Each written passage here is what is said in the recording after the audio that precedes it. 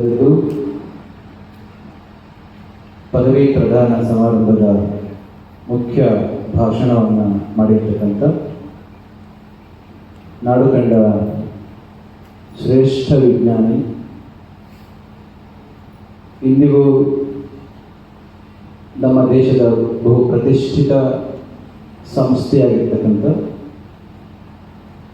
ಸ್ವಾಮಿ ವಿವೇಕಾನಂದರಿಂದ ಪ್ರೇರೇಪಿತರಾಗಿ ಜೆಮ್ಸೆಡ್ಜಿ ಟಾಟಾರವರಿಂದ ಅಂದಿನ ಮೈಸೂರಿನ ನಾಲ್ವಡಿ ಕೃಷ್ಣರಾಜ್ ಗುಡೇರವರ unfortunately our education system, sorry to say, that we have not coupled with what actually we supposed to do today. Without being trying to sustain, to understand and to manage, it will be hard to face all such. ಅದನ್ನು ಸುಧಾಕರ್ ಅವರು ಹೇಳಿದ್ದು, ನಾವು ನಿಮಗೆ ಕಲಿಸಿರ್ತಕ್ಕಂಥದ್ದು rank, marks ಒಂದಿಷ್ಟು ಕೂಡಿಟ್ಕೊಳ್ತಕ್ಕಂಥದ್ದು. What are the things you have learned in the last 3 years with a great respect, due reverence towards the learning and the things which you have collected and kept in your memory? ನಿಮ್ಮ ಕೈನಲ್ಲಿರ್ತಕ್ಕಂಥ ಒಂದು ಮೊಬೈಲ್ನಲ್ಲಿ within no time you can get all the knowledge within no time. Then what actually was needed? That came to me. Unless there is a convergence,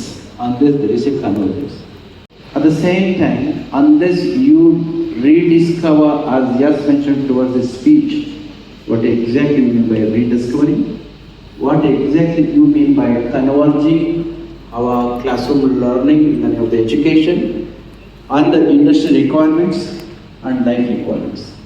Industry requirement is absolutely different from what actually you have learned here, and life expectation and life requirement is absolutely different.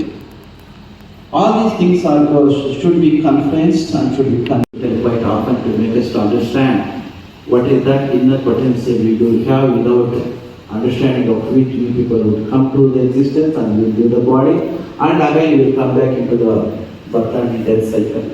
Model was made. Britishers wanted to convert that as a hospital just to bring down the purpose for which that university got built. ಅಂತಹ ಹೊತ್ತಿನಲ್ಲಿ who is the right person to sustain and to take it in progressive mode? They thought of ಕೊನೆಯ ಸರ್ವಪತಿ ರಾಧಾಕೃಷ್ಣ ಅವರು ಹೇಳ್ತಾರೆ, that was the time when our country got independence. ನಾನು ಯಾಕೆ ಕಥೆ ಹೇಳ್ತಾ ಇದ್ದೀನಿ ಫಾರ್ ಒನ್ ರೀಸನ್. ರಾಧಾಕೃಷ್ಣನ್ ಅವರನ್ನ ತೆಗೆದುಕೊಂಡು ಹೋಗಿ ಅಲ್ಲಿ ಇದ್ದು ದೇಶಕ್ಕೆ ಸ್ವಾತಂತ್ರ್ಯ ಬಂತು. ಎಷ್ಟು ಯಾವ ವರ್ಷದಲ್ಲಿ ಬಂದದ್ದು? 1947. 2 ವರ್ಷ ಬೇರೆ ಬೇರೆ ದೇಶಗಳಿಗೆ ನೀವು ಆಗಿರಲಿಲ್ಲ, ಶ್ರೀಲಂಕಾಕ್ಕೆ ರಾಯಭಾರಿಯಾಗಿ ಹೋಗಿದ್ರು. ನಮ್ಮ ಡಾಕ್ಟರ್ ಕೂಡ 2 ವರ್ಷ ಶ್ರೀಲಂಕಾಕ್ಕೆ ಹೋಗಿದ್ರು. ಅದೇ ರೀತಿಯಲ್ಲಿ ಅಂದಿನ ಪ್ರಧಾನಮಂತ್ರಿಗಳಾಗಿದ್ದಂಥ ಜವಾಹರ್ ನೆಹರು ಅವರ ಸಿಸ್ಟರ್ ವಿಜಯಲಕ್ಷ್ಮಿ ಪಂಡಿತರವರು ರಷ್ಯಾದಲ್ಲಿ 2 ವರ್ಷದ ರಾಯಭಾರಿಯಾಗಿ, ದೇಶದ ರಾಯಭಾರಿಯಾಗಿ ಹೋಗ್ತಾರೆ. ಮೊದಲ ರಾಯಭಾರಿ ನಮ್ಮ ದೇಶದಿಂದ ರಷ್ಯಾ ದೇಶಕ್ಕೆ ಯಾರು? ವಿಜಯಲಕ್ಷ್ಮಿ ಪಂಡಿತ್, ಹೆಣ್ಮಗಳು, ನೆಹರು ಅವರ ತಂಗಿ. ಕೊನೆಗೆ 2 ವರ್ಷ ಆದ್ಮೇಲೆ ಮತ್ತೆ ಕಂಟಿನ್ಯೂ ಮಾಡ್ಬೋದಾಗಿತ್ತು. ಸಮ Vijayalakshmi Pandit wish to continue over that because Stalin was the president of the country.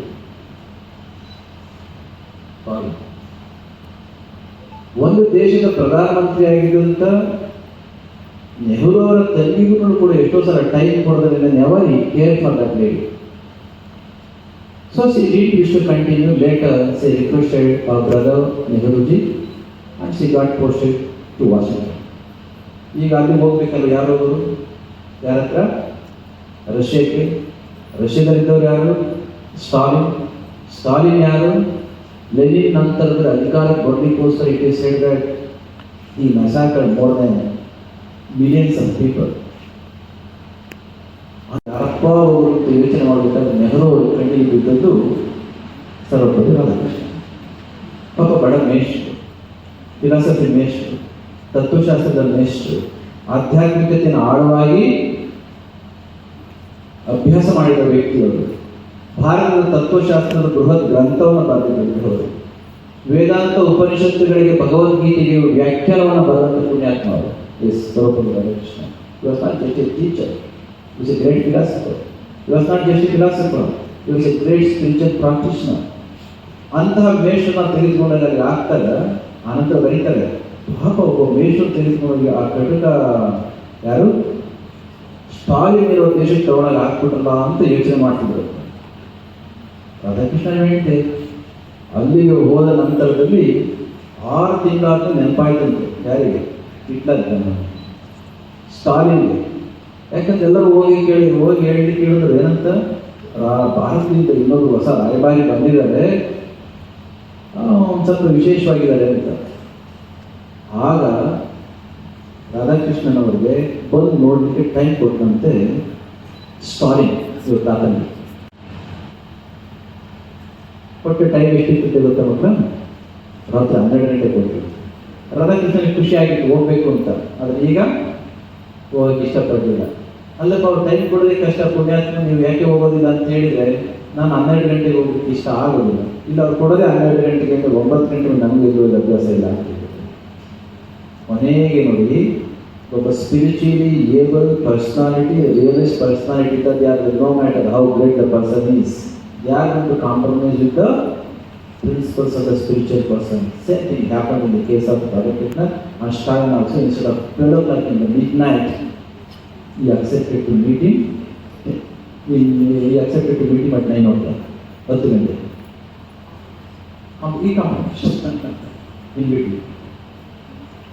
ಕೊನೆಗೆ ಇಬ್ಬರು ಮಾತನಾಡ್ತಾ ಕುಳಿತುಕೊಂಡು ಏನೆಲ್ಲ ಮಾತಾಡಿದ್ರು? ಇಬ್ಬರೇನೆ ದೂರದ ದೇಶ, ಆ ಮನುಷ್ಯನ ಸ್ಥಿತಿ ನಿಮಗೆ ಗೊತ್ತು ಎಂಥ ಮನುಷ್ಯ ಅಂತ.